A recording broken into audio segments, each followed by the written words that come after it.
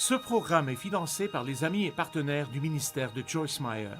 Donc Dieu veut prendre les gens qui ont vraiment été harcelés, peinés et blessés, utilisés et maltraités et les guérir.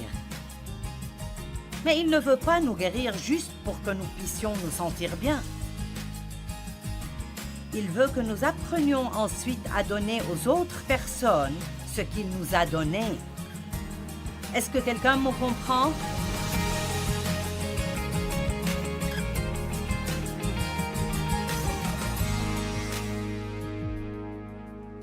Pour porter du fruit, il y a un petit quelque chose qui doit arriver.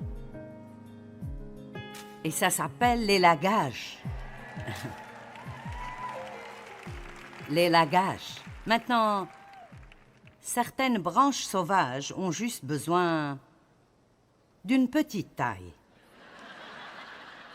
L'élagage signifie que lorsque un arbre commence, il est comme ça et tout à coup une branche veut aller de ce côté. Elle ruine l'apparence de l'arbre entier. Donc, vous élaguez ces branches. L'élagage enlève tout ce qui est mort et tout ce qui va dans la mauvaise direction.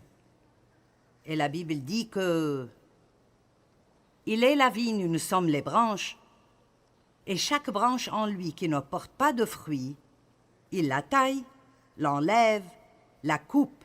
Toute branche qui porte des fruits, il la taille afin qu'elle porte du fruit plus riche et plus excellent. Donc l'élagage fait partie de la vie. Nous ne pouvons pas y échapper. Vous êtes taillés de toute façon. Mais si vous portez du fruit, Dieu dit, bien, j'ai quelqu'un avec qui je peux travailler et ils porteront plus de fruits. Donc, parfois, comme Dieu s'occupe de nous, il fait juste de petits ajustements.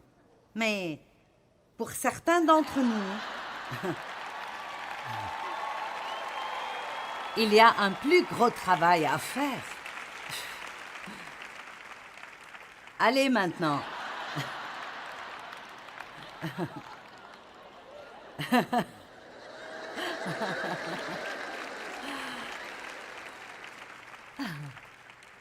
Certains d'entre vous ont besoin d'acheter ça et le mettre quelque part sur le mur.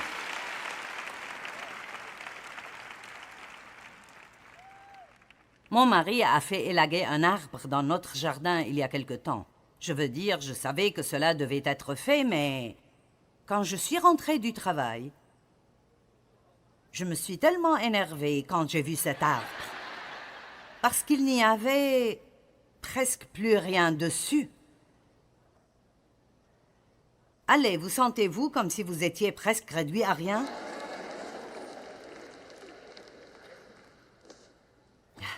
Et il a dit, sois juste patiente. Mon mari a beaucoup de cela, je n'en ai pas autant que lui. Sois patiente et tu verras l'année prochaine. Je ne voulais pas d'un bel arbre l'année prochaine, je voulais un bel arbre maintenant. Combien d'entre vous savent que c'est notre problème? Nous ne voulons rien l'année prochaine ou dans 5 ans. Nous le voulons tout de suite. Eh bien, ça ne marche pas comme ça. Parfois, Dieu nous élague. Par exemple, ils disent, comme, disons, un pommier, un bon agriculteur ou un spécialiste en la matière, s'ils sont vraiment bons, la première année, l'arbre porte des fruits très petits. Ils vont les tailler. L'année prochaine, ils sont un peu plus gros. Ils les taillent aussi.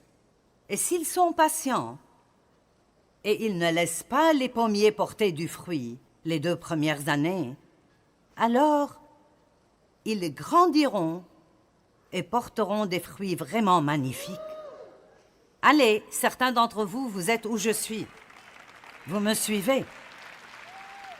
Quand Dieu m'a appelé à enseigner, je pensais que je me lèverais le lendemain pour aller partout dans le monde.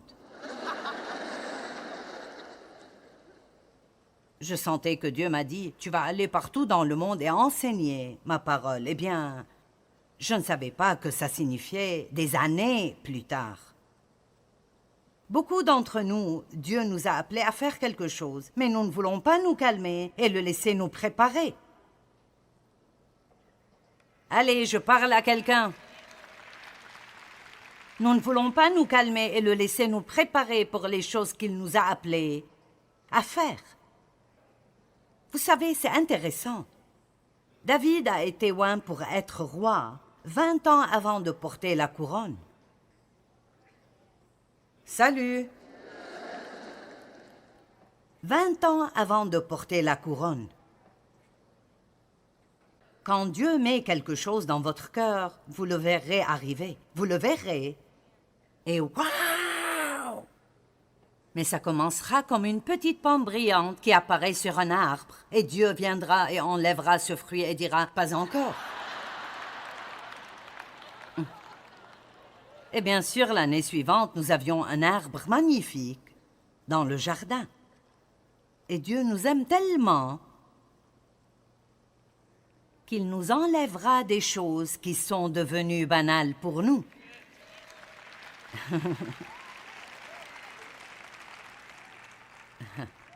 Disons que quand vous êtes un bébé chrétien, Dieu vous donnera 2 ou 3 merveilleux amis chrétiens qui vous garderont debout tout le temps. Et chaque fois que vous passez une mauvaise journée, ils seront là pour vous dire que vous êtes formidable et pour prophétiser sur votre bel avenir. Allez, vous savez ce dont je parle. Et puis, ce qui se passe, c'est que vous vous appuyez trop sur eux et vous ne vous appuyez pas assez sur Dieu. Et alors, il fait en sorte que ces amis ne soient plus dans votre vie. Et je ne sais pas, ils feront même peut-être quelque chose qui vous fait mal. Oh oui! Parce que quand ils vous encourageaient, vous avez commencé à penser qu'ils étaient vraiment... Oh! Ces personnes parfaites et merveilleuses qui ne vous blesseraient jamais. Je sais parce que je suis passée par cela. Je pourrais vous raconter des histoires qui vous feraient vous arracher les cheveux, si vous ne le faites pas déjà. Quand j'avais mon petit groupe d'études bibliques à l'église où j'étais, et j'avais ma petite réunion du jeudi matin, et j'avais ma petite équipe de direction, et elles étaient 12 dames, et je pensais qu'elles m'aimaient toutes, elles m'aimaient vraiment, elles sont là pour moi, elles me soutiendraient, et un moment est arrivé où l'une d'entre elles a décidé qu'elle voulait mon travail. Elle a senti que Dieu lui avait dit qu'elle devrait enseigner à ma place et elle a commencé à parler à certaines des autres. Et très vite, elle regardait toutes mes fautes et elles ont fini par faire des commérages et dire des mensonges sur moi. Et c'était vraiment l'une des choses les plus difficiles que j'ai jamais vécues de toute ma vie. Mais écoutez bien, si je n'avais pas traversé ça, je ne serais pas ici aujourd'hui.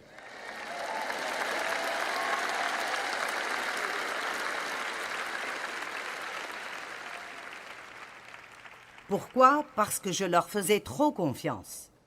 J'avais placé trop de confiance en elles.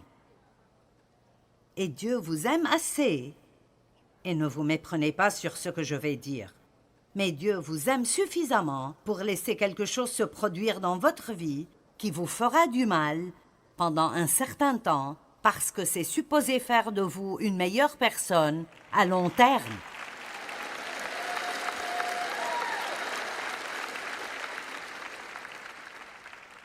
Parce que voici ce qui serait arrivé.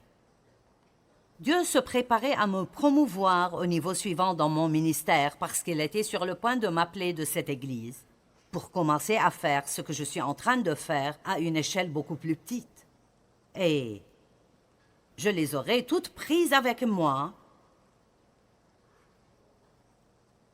Et plus on monte à un niveau élevé, et plus de dégâts, les personnes qui ne sont pas vraiment ce qu'ils semblent être peuvent faire. Donc, vous feriez mieux de remercier Dieu, de révéler certaines de leurs faiblesses ici, au lieu d'attendre que vous arriviez là-haut. Amen. Il m'a fallu 3 ans pour m'en remettre. Cela m'a fait tellement mal. Mais pour dire vrai, je me suis habituée à être seule et à aller devant Dieu pour ce dont j'avais besoin et à mettre ma confiance en lui. Et j'ai appris un peu de sagesse sur le fait de devenir trop attaché aux gens. On a besoin de gens. Les gens sont merveilleux. Nous avons besoin de nos amis. Mais il existe une confiance qui n'appartient qu'à Dieu. Et quand vous commencez à la donner à quelqu'un d'autre, ça reviendra pour vous mordre.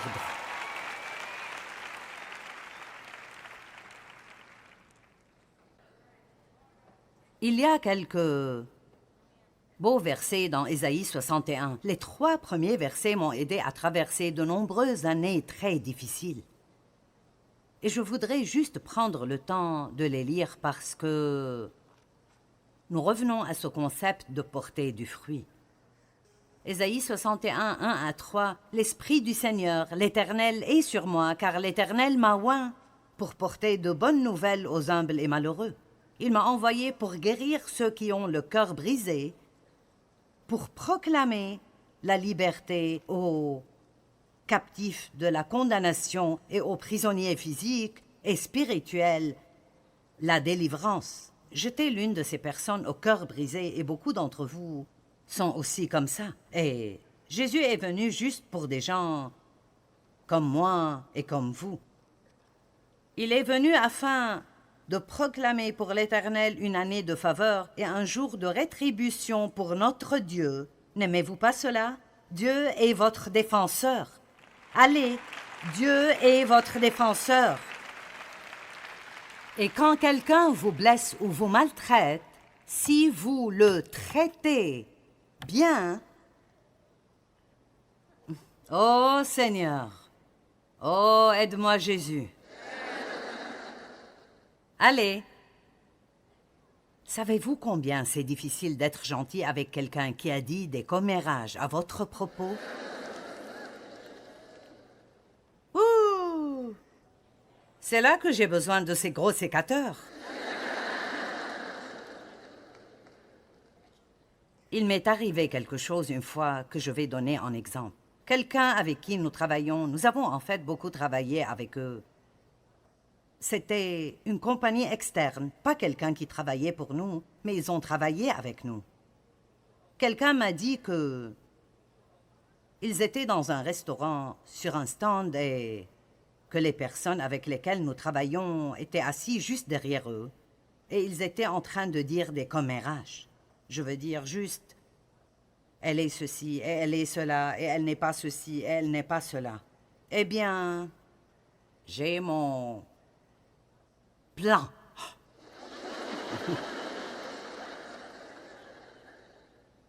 Eh bien, nous ne travaillerons plus avec eux à partir de demain.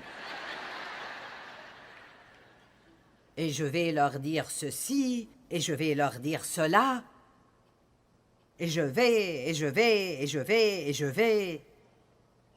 Et Dieu m'a dit, non, je vais te dire ce que tu vas faire. Tu vas prier pour eux et leur envoyer un cadeau.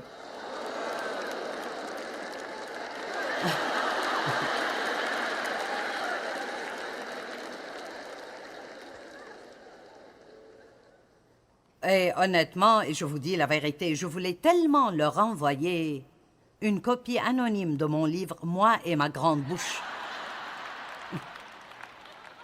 Vous ne savez pas à quel point je voulais faire ça. Et donc, j'ai décidé, je l'ai senti, dès que j'ai dit oui à Dieu, j'ai ressenti de la joie. Maintenant, cela semble stupide, mais lorsque vous faites la bonne chose, vous obtenez toujours de la joie. Même si c'est difficile, cela vous apporte de la joie. Alors, je leur ai écrit un mot de gratitude, leur disant à quel point nous apprécions de travailler avec eux au fil des ans et que nous attendions un bel avenir ensemble. Et je leur ai envoyé des bons en cadeau pour sortir et déjeuner. Je voulais tellement leur envoyer des bons en cadeau au restaurant où ils parlaient de moi. Et vraiment, ma chère cherchait n'importe quel petit moyen subtil de leur faire savoir que je savais.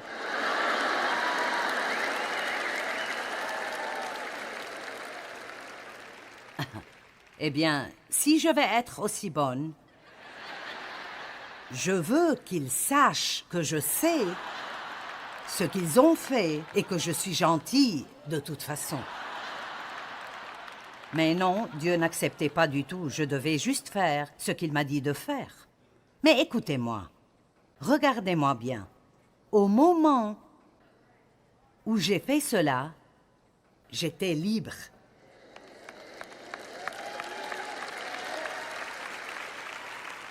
Quand vous faites cela, les gens ne peuvent plus vous faire de mal. Parce que, voyez-vous, le secret qui se trouve dans Romains 12, 21, « Sois vainqueur du mal par le bien ». Le moyen pour vaincre le mal, c'est le tuer avec le bien. Vous avez entendu dire « tue-le avec la gentillesse ». Il est venu accorder à ceux qui sont endeuillés la splendeur au lieu de la cendre, pour mettre sur leur tête l'huile de l'allégresse au lieu du deuil, et pour les vêtir d'habits de louange au lieu d'un esprit abattu. Et il continue en disant, « On les appellera des arbres de justice, la plantation du Seigneur. » Les arbres qui portent le fruit de la justice, la plantation du Seigneur. Donc Dieu veut prendre les gens qui ont vraiment été harcelés, peinés et blessés, utilisés et maltraités et les guérir. Mais il ne veut pas nous guérir juste pour que nous puissions nous sentir bien. Il veut que nous apprenions ensuite à donner aux autres.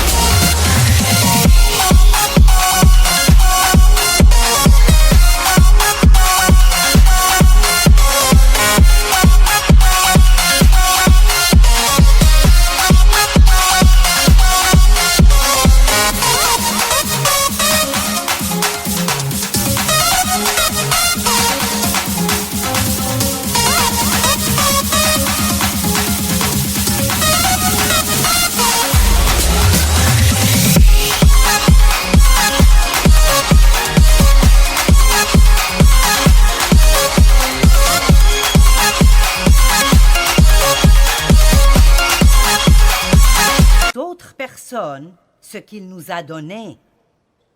Est-ce que quelqu'un me comprend?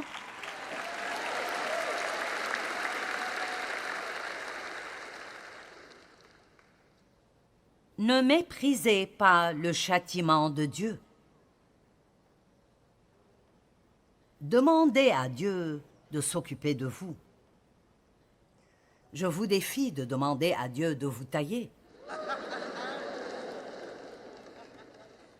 Vous pouvez lui demander de commencer par les plus petits. Pourquoi pas une petite coupe ici et là, Seigneur? Rien des grandes choses. Vous savez ce que je veux dire quand je dis « Dieu doit couper les choses mortes de notre vie ». D'accord, dans beaucoup de choses, vous êtes occupé avec des choses mortes. Vous mettez votre temps dans des choses qui n'ont pas de vie. Allez, vous asseoir avec les gens avec qui vous travaillez et les écouter, se plaindre à propos du lieu de travail et dire des commérages. Vous mettez votre temps dans quelque chose de mort. Et Dieu veut que vous vous débarrassiez des trucs morts. Il veut que vous viviez avec les vivants et que vous viviez pour lui, le glorifier.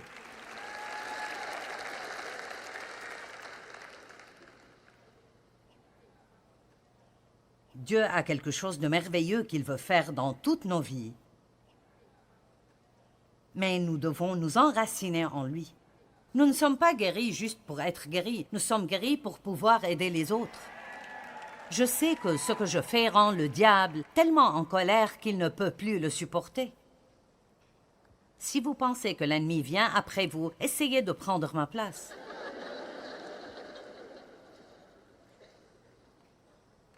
Parce que Dieu a guéri ma vie. Et il a fait des choses incroyables en moi. Et je crois que la seule façon de prendre ma revanche pour ce que le diable m'a fait dans mon enfance est d'aider autant de personnes que possible.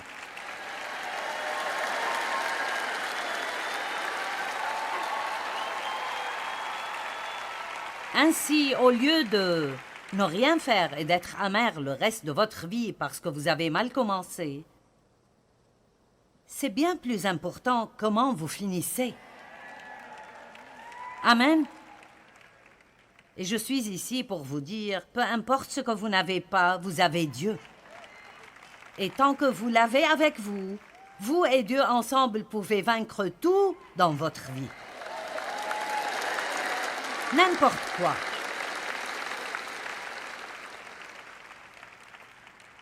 Dieu a un bon plan pour chacun d'entre vous. Personne ne se trouve dans une fosse si profonde que Dieu ne peut y pénétrer et vous en sortir. Personne n'a tellement péché qu'il ne peut pas être pardonné. Écoutez-moi aujourd'hui. Je ne prêche pas seulement pour tout le monde ici. Jésus vous parle à vous ce matin. Et il veut que vous sachiez qu'il est le Dieu des nouveaux départs et le Dieu des nouveaux commencements.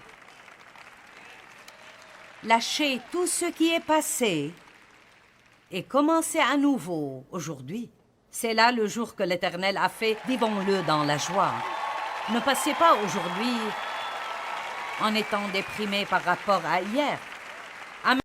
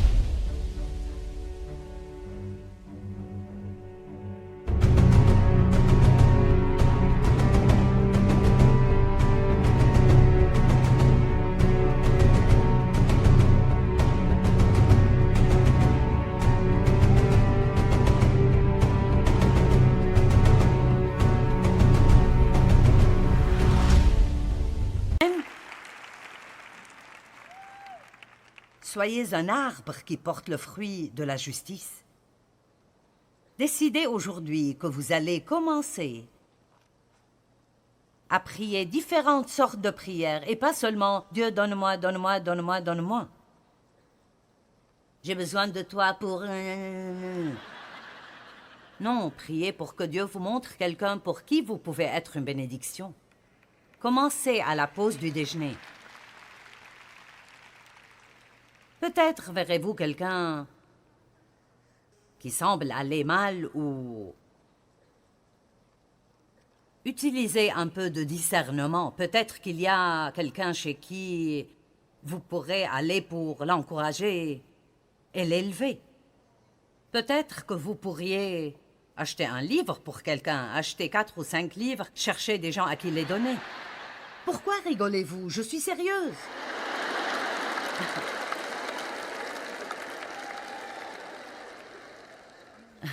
Vous savez, nous avions un homme, et il fait partie de l'équipe maintenant, mais il assistait toujours à nos réunions. Il venait à chaque réunion, et il ne faisait que acheter des ressources, puis se promener et les donner aux gens. Et comme il portait un long manteau, il faisait parfois peur aux gens. Les gens faisaient « Oh !» Et il y a tellement de choses que vous pouvez faire d'autres que de rester là à vous apitoyer sur vous-même toute la journée. Tant de petits gestes par lesquels vous pouvez être une bénédiction pour les gens. Cela peut impliquer de l'argent, mais pas nécessairement. Écoutez, peu importe à quel point vous souffrez, il y a quelqu'un d'autre dans cette salle aujourd'hui qui souffre plus que vous.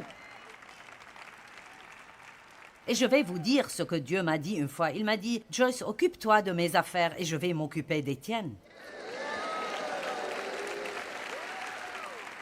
Puis-je vous donner cette parole aujourd'hui? Occupez-vous des affaires de Dieu et laissez-le s'occuper des vôtres. Amen. Seigneur, montre-moi qui je peux aider aujourd'hui. Aide-moi à marcher dans le fruit de l'esprit. Montre-moi ce que je peux faire pour te servir. Traite avec moi, Jésus. Sors ton sécateur et fais de moi ce que tu veux que je sois, pas ce que je voudrais être. Enfin, la Bible dit, dans Hébreux 12, « Ne méprise pas le châtiment de Dieu. » Nous devons aimer quand Dieu travaille sur nous. Il faut un peu de temps pour en arriver là, mais quand je sens la conviction de Dieu dans ma vie, quand il me dit qu'il n'aime pas la façon dont je fais quelque chose, je suis si reconnaissante maintenant que Dieu m'aime tellement qu'il ne me laissera pas tranquille dans mes problèmes. Amen. Alors, quand Dieu met le doigt sur quelque chose dans votre vie, ne vous plaignez pas. Remerciez-le. Merci Dieu, parce que tu m'aimes assez pour mettre ton doigt sur ça. Maintenant, je te fais confiance pour m'aider à le surmonter. Quand nous sommes au milieu de quelque chose de très difficile, ce n'est pas toujours facile de faire confiance à Dieu ou de continuer à porter de bons fruits. Parfois, nous voulons juste nous retirer, nous cacher, nous apitoyer sur nous-mêmes. Mais souvenez-vous que ce n'est pas par notre force que nous surmontons les défis, mais nous dépendons complètement du Saint-Esprit. C'est ce qui fait la différence. Et c'est très important de continuer à faire le bien, même en plein milieu des difficultés. La Bible dit dans le psaume 37, « Confie-toi en l'Éternel et pratique le bien. » Confie-toi en l'Éternel et pratique le bien. Et je pense que c'est très important.